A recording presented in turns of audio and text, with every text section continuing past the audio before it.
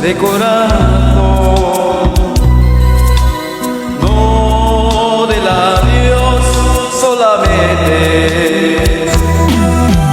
Para cuando Cristo venga, para cuando Cristo venga, nos encuentre bien unidos. Para cuando Cristo venga, para cuando Cristo venga, nos encuentre bien unidos. ¿Cómo puedes tú orar enojado con tu hermano?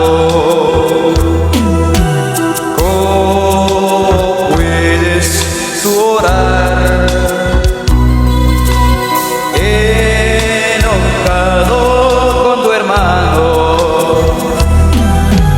Dios no escucha la oración, no escucha la oración sin estar reconciliado. Dios no escucha la oración, no escucha la oración sin estar reconciliado. ¿Cuántas veces debo yo perdonar al que me ofende? ¿Cuántas veces debo yo perdonar al que me ofende? 70 veces 7, 70 veces 7, perdonar al que me ofende.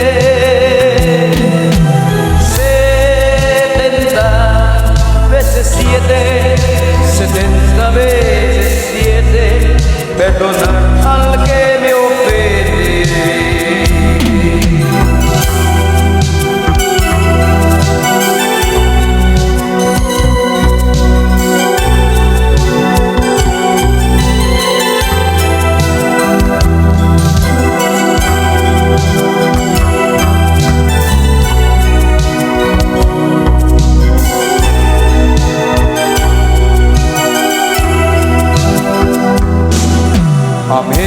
Amémonos de corazón, no de labios solamente.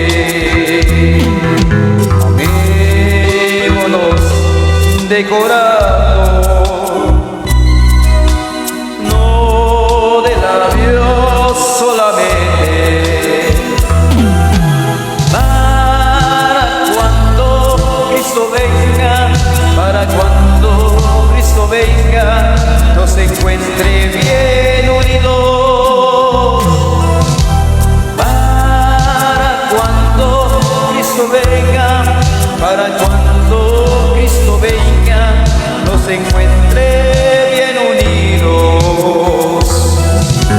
¿Cómo puedes tú orar enojado con tu hermano?